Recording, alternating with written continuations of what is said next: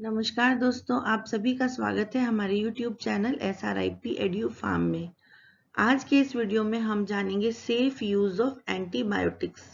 इसमें हम ये देखेंगे कि एंटीबायोटिक्स क्या होते हैं, कैसे ये हमारी बॉडी में काम करते हैं और हमारी किन गलतियों की वजह से हमारी बॉडी में एंटीबायोटिक रेजिस्टेंस हो जाता है और साथ ही साथ हमको किन चीज़ों का ध्यान रखना है जिससे कि ये हमारी बॉडी में ना हो। इसके अलावा हम ये भी जानेंगे कि ब्रॉड स्पेक्ट्रम एंटीबायोटिक्स किनको कहते हैं, कुछ एग्जाम्पल्स देखेंगे एंटीबायोटिक्स के और साथ ही साथ नेचुरल एंटीबायोटिक्स कौन से होते हैं उनको भी हम इस वीडियो में देखेंगे।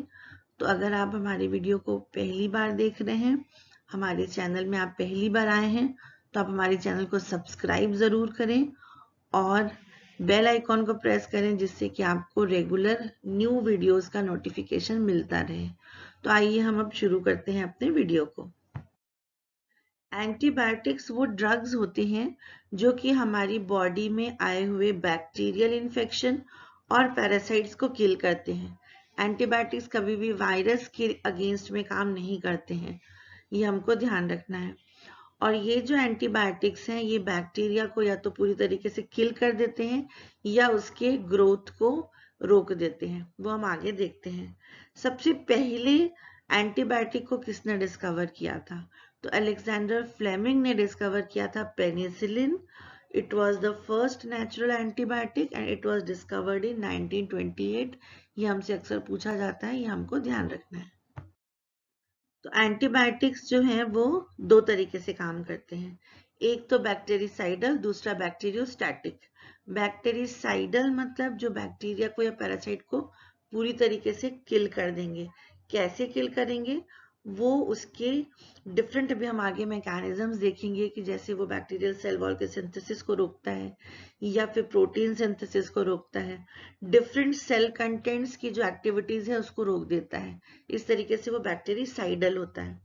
सेकेंड ये होता है कि हम बैक्टीरियोस्टैटिक की तरह भी काम करते हैं, मतलब कि वो बैक्टीरिया पैरासाइट के मल्टीप्लिकेशन को रोक देते हैं।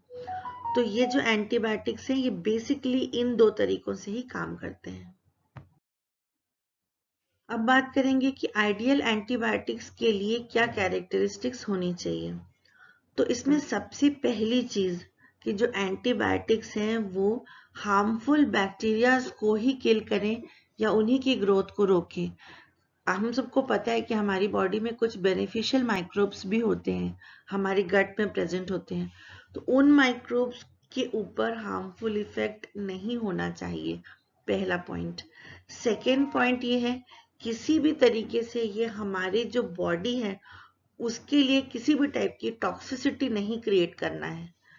थर्ड पॉइंट आता है कि जो एंटीबायोटिक्स होते हैं कुछ ग्राम नेगेटिव पे काम करते हैं, कुछ ग्राम पॉजिटिव बैक्टीरिया को किल करते हैं, लेकिन अच्छे एंटीबायोटिक्स वो कहलाते हैं जो कि ब्रॉड स्पेक्ट्रम हो, मतलब किसी भी टाइप के बैक्टीरियाज को किल कर दें, या फिर हमको उनका मैकेनिज्म पता हो, वो स्पेसिफिक हो, तो भी उसको अच्छा माना जाता है। फिर एक और बहुत इंपॉर्टेंट चीज है कि हमारी बॉडी जो है वो किसी भी तरीके से एंटीबायोटिक के लिए रेजिस्टेंस नहीं डेवलप होना चाहिए। फिर एक और चीज अभी है कि जैसे जैसे आगे और रिसर्च हो रही है और ज्यादा सेफर एंटीबायोटिक्स की तरफ हम लोग जा रहे हैं। बहुत सारे अभी रिसर्च चल रही है जिसमें हम ये कोशिश कर रहे हैं कि जो सेफ एंटीबायोटिक्स है उनका डेवलप किया जा सके। अब हम बात करेंगे एंटीबायोटिक रेजिस्टेंस की।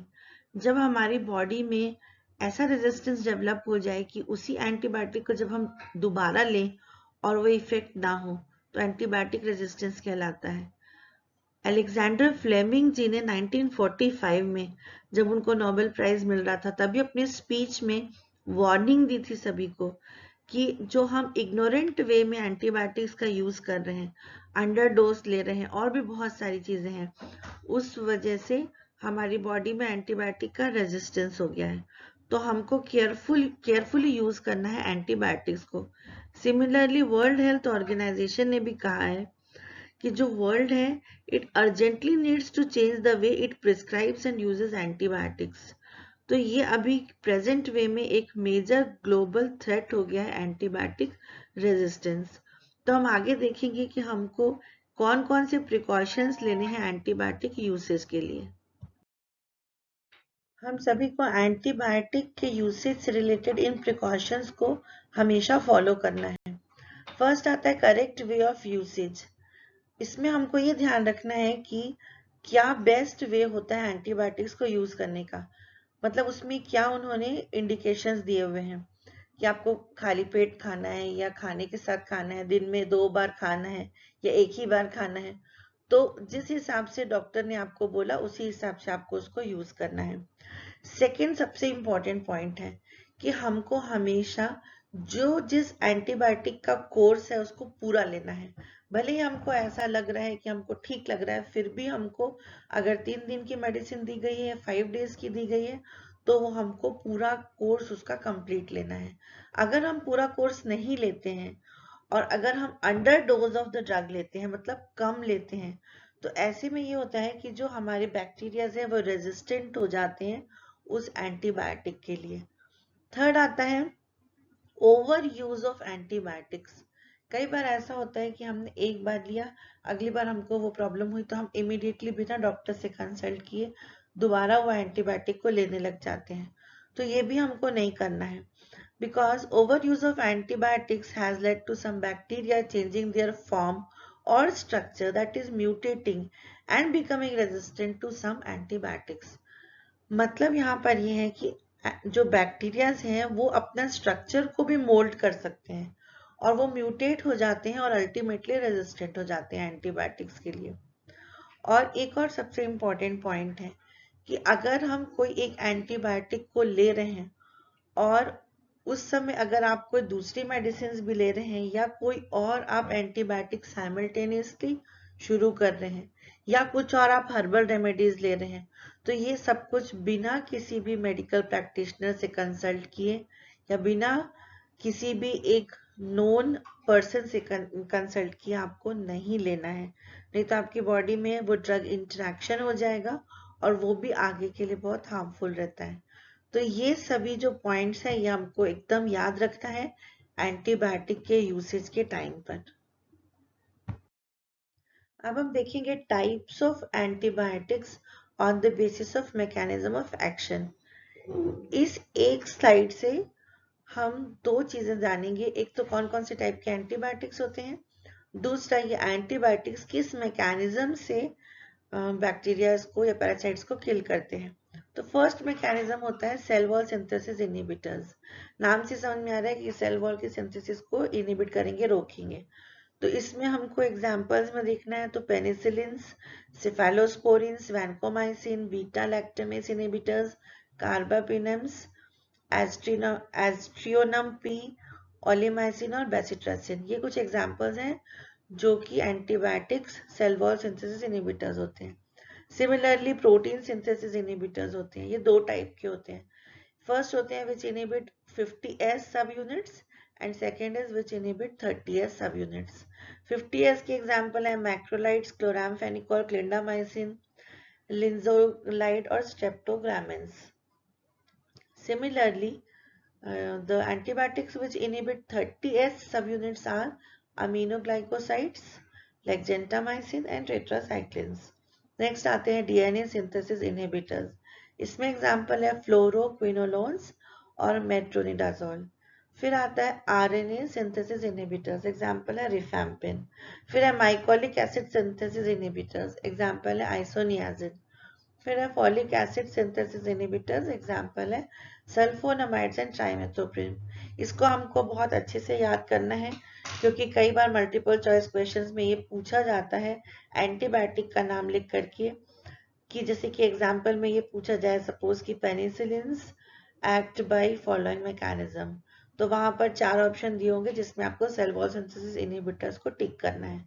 तो ये जो मैकेनिज्म है ये हमको याद रखना है, types of antibiotics by mechanism of action. अब जैसे कि हम कहते हैं कि जो एंटीबायोटिक्स होते हैं उनको ब्रॉड स्पेक्ट्रम होना चाहिए, मतलब ग्राम नेगेटिव और ग्राम पॉजिटिव बैक्टीरिया दोनों को ही किल करना चाहिए। तो अभी हम ये जानेंगे कि दोनों में डिफरेंस क्या होता है। तो फर्स्ट डिफरेंस होता है दोनों के सेल वॉल के कंपोजिशन में। जो ग्राम पॉजिटिव बैक्टीरिया होता है उनके सेल वॉल में एक पेप्टिडोग्लाइकन या म्यूरिन होता है, और जो ग्राम नेगेटिव बैक्टीरिया है उसमें पेप्टाइडोग्लाइकन बहुत थिन लेयर का होता है, और उसके साथ ही उसमें एक आउटर मेम्ब्रेन और होती है लिपोपॉलीसेकेराइडल कंटेंट की, and this layer is absent in gram positive bacteria. फिर सेकेंड पॉइंट बहुत इंपॉर्टेंट है, इसको ध्यान से देखेंगे। ये दोनों के बीच में मेन डिफरेंस के लिए आइडेंटिफिकेशन के लिए होता है। जैसे ग्राम पॉजिटिव बैक्टीरिया अगर आप इसको स्टेन करेंगे तो जो क्रिस्टल वाले डाई स्टेन है उससे वो पर्पल कलर में स्टेन हो जाता है। तो जो पर्पल कलर स्टेन होता है मतलब वो ग्राम पॉजिटिव बैक्टीरिया है।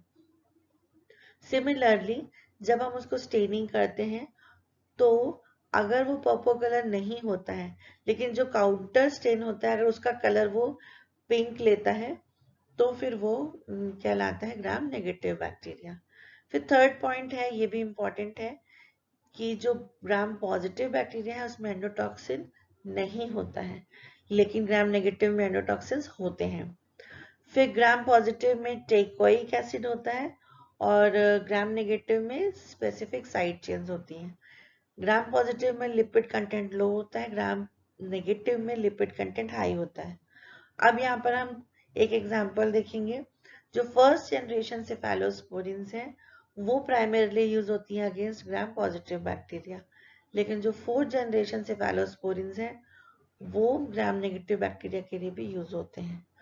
तो ये जो बेसिक दोनों के बीच में हमने डिफरेंस देखा ये बहुत इंपॉर्टेंट है, ये आगे काम आता है, हमसे पूछा जाता है इनके बीच में डिफरेंस, और साथ ही साथ ये जो एंटीबायोटिक्स है उसकी भी एफिशिएंसी को इफेक्ट करते हैं। अब हम यहाँ देखेंगे कुछ examples of broad spectrum antibiotics.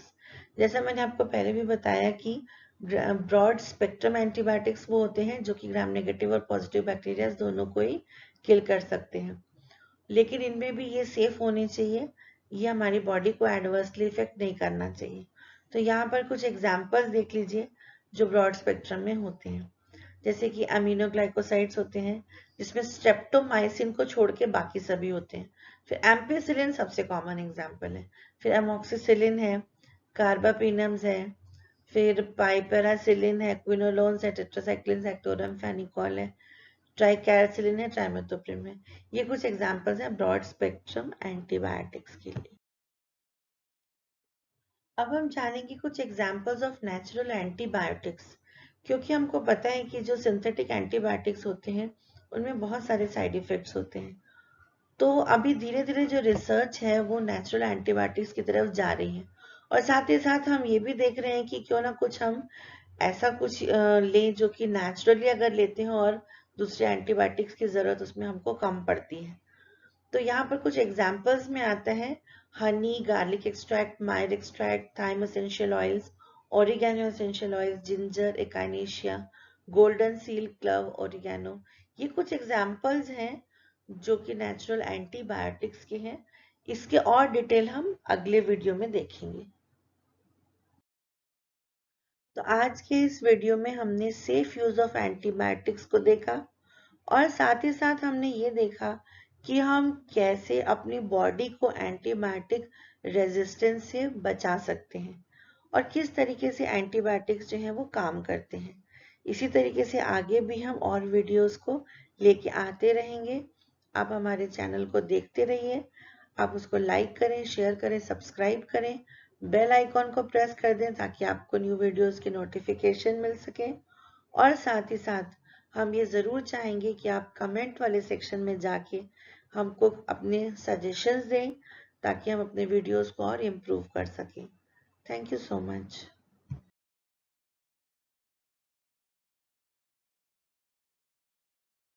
तो दोस्तों हमारे और भी वीडियोस इससे रिलेटेड अपलोडेड हैं, जैसे कि इम्यूनिटी के ऊपर, वैक्सीन के ऊपर, आप उसको भी देखते रहें। और बीच में जो ये आइकॉन है इसको प्रेस करके हमारे चैनल को सब्सक्राइब कर दें अगर आपने सब्सक्राइब नहीं किया है तो, और भी आगे हमारे वीडियोस इस चैनल में ज़रूर देखें। Thank you and keep watching.